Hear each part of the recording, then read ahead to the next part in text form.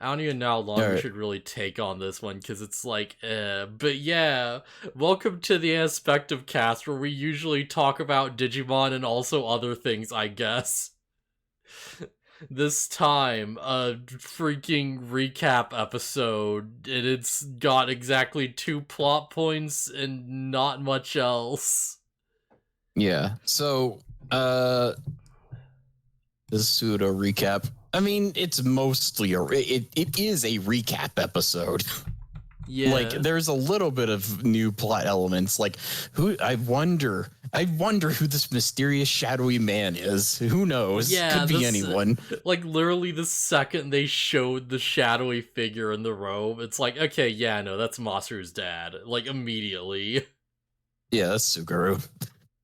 Yeah. So yeah, he's like basically it's a recap episode framed as look at all the things that the humans have done, and then just like Craniumon is like, okay, but look at all the good things they did, and like Craniumon is actually trying to defend like against the decision to just wipe out the human world. Man, this Uh, made me curious, so I went back to the card game for a bit, and yeah, Masaru kind of actually does work with a Yggdrasil deck. mm, Kind of.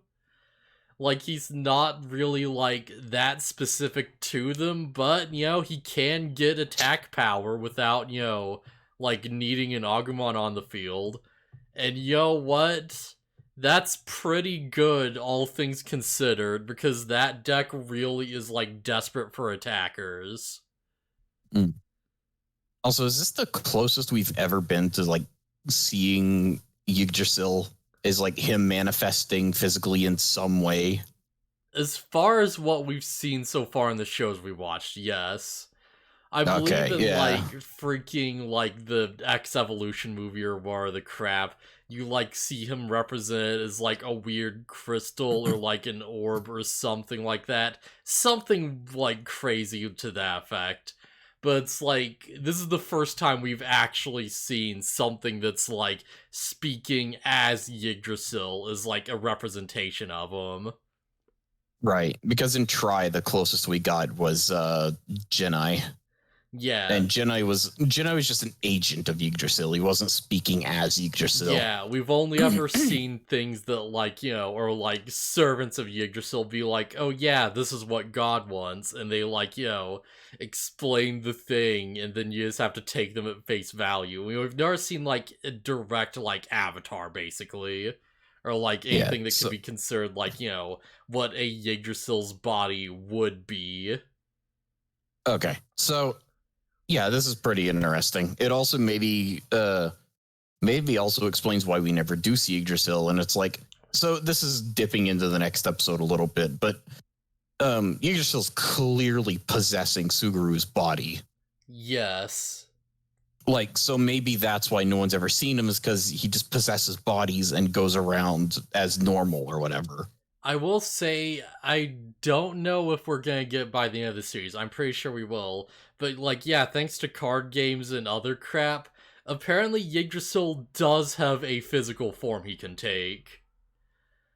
Neat. There is a form where you look at and it's like, okay, this is, like, literally what Yggdrasil looks like. This is, like, a personification of him that you can look at and be like, okay, yeah, that is God, right?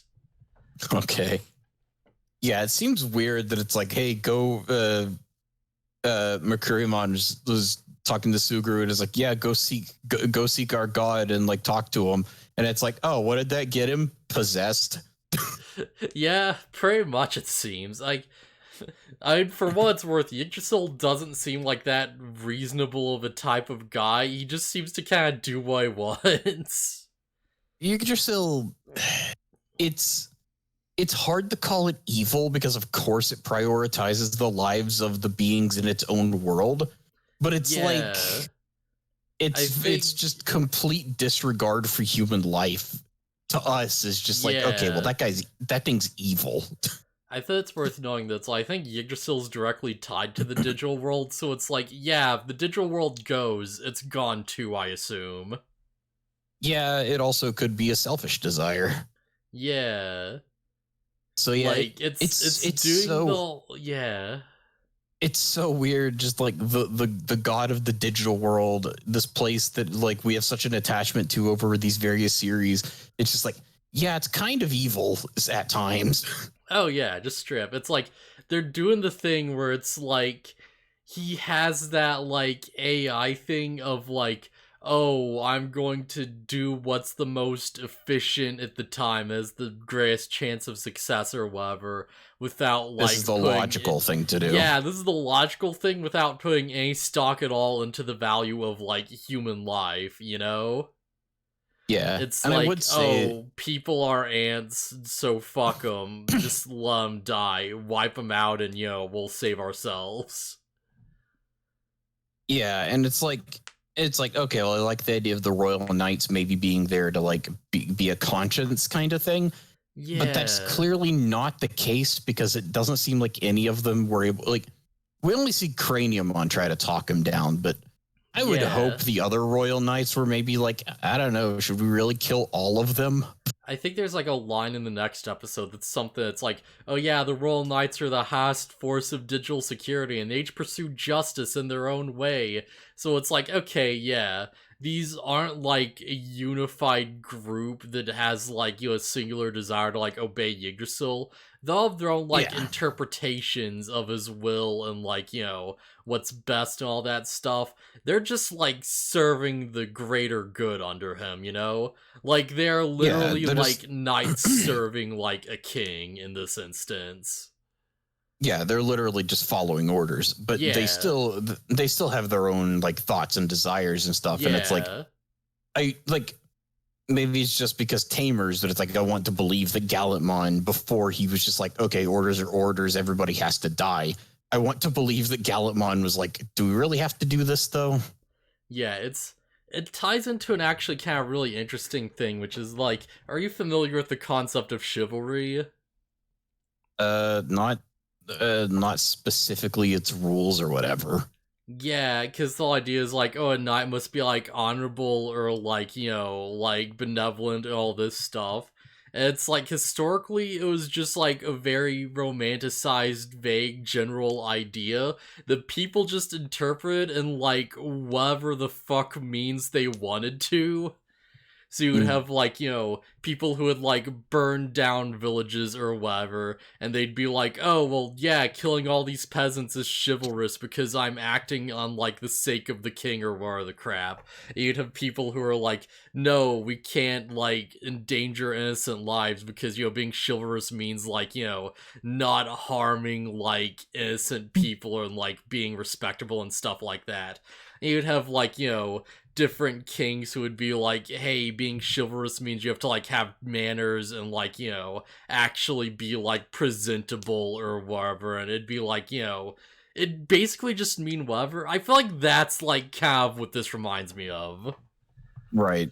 It's like, oh, you're all like serving the same guy, but you have very different ideas of what it means to like, like serve him. Like you have very different ideas of like where the line is exactly. Yeah, yeah. Yeah.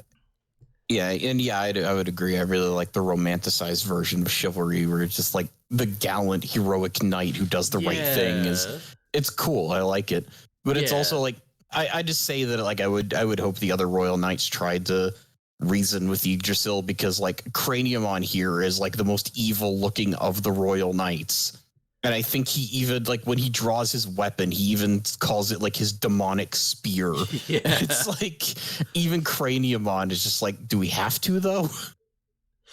I'm so ready for Jaguarmon to appear and somehow one up how evil this is. If he even does appear in this series, he might not. Yeah. Because it's like next episode, we see about 7 of these guys, and we have yet to see anything other than those 7 specifically. Yeah. So let's kind of cut to the important part of this episode. Um Bancho Leomon makes up for my complaints where I was just like, do something, Bancho Leomon. He does in this episode.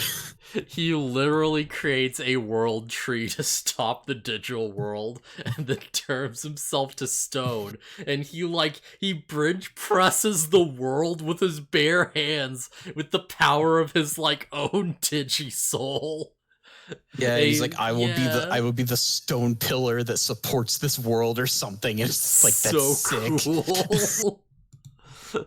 And it's like Leomon, he's not dead. We're kind of joking with the title. We're just like, oh yeah, Banjo Leomon dies, but not really.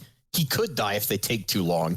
But functionally he's out of the story. But this might be the only time a dead Leomon has actually not died and could survive at the end. Yeah.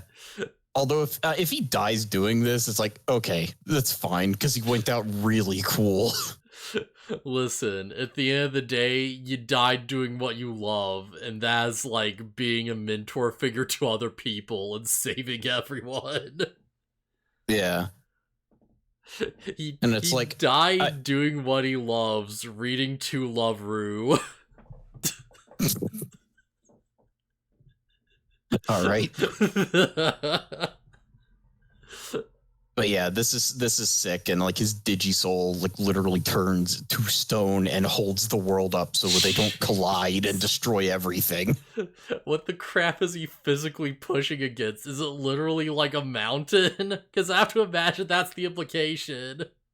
It looks like I think he's just going full Atlas and just holding up the entire digital world. He's just that powerful. Oh man, it's so good. That's the other thing, because it's like, yeah, there's a moment where it's like, all right, the digital world's falling, and you're seeing like lightning strikes and crap, and everyone's freaking out, like buildings are being destroyed, and like Masaru's like, hey, wouldn't people be safer on the other side of the planet? And Toma's like, no, think in 4 dimensions, you idiot. It's coming ass from everywhere. That's not what he says. He says something like it's like 3-dimensional thinking won't work here. Like a bit of like he's just like, yeah, I mean, going to the opposite side of the world's not going to stop anything because these worlds are going to collide with each other. I got the impression that it's like that meant that it's like, oh, it was just like it's colliding from every direction. It just like depends on where you look, right? Yeah. We do get a shot, several shots of like, oh, you can see this all around the world. Yeah. It's like, it's pretty much like everywhere, you know? Yeah. Man, it's a shame that Leopardmon doesn't exist yet. I was hoping this series could like make him really cool in this like run. If we ever get to Cyber, yeah. If we ever get to Cyber Sleuth Hacker's memory, I believe Leopardmon plays a big-ish role in that one. Yeah, I've had to see Leopardmon actually do something really cool to make me be like, oh, heck yeah, that's the one. He's so cool, though. Gankumon will not be in this show. I'm not surprised by that. Yeah. I imagine, like, Alphamon and freaking, like, like, Examon probably won't be in this either. And I kind of doubt we're going to get Jessmon, honestly. Jessmon's probably not going to show up. Yeah. I think it's just going to be like the 8 that we literally see in the next episode. Which, honestly, that makes way more sense than, like, the 13 I was imagining we were going to have to deal with. Jessmon is super late. Oh, really? He's that new? Jeez. Jessmon evolves out of Hackmon, right? Yeah, like early 2010s. Yeah. Jeez, okay. Yeah, Hackmon is also, like, his lore is, like, directly tied to Gankumon, so. Man. Hackmon and Jessmon are, like, so cool, though. It's such a good evolution line. Yeah. But yeah, that's pretty much all that happens of consequence in this episode. Yeah. And also, yeah, Masaru's dad is there. I mean, we don't need to see that till the next episode, but I mean, it's obvious who the shadowy figure is. Yeah, it's like they don't even go to the digital world at the end of this one. That's the next episode where they go. Yep. How long did we take on that? Like, what, 14 minutes? Yeah, screw it. That's good enough, I guess. It's long enough. Surprisingly longer than I would have thought. Listen, it's 14 minutes is like 10 minutes more than I thought we had in us. Yeah. Not a huge fan of recap episodes. Yeah.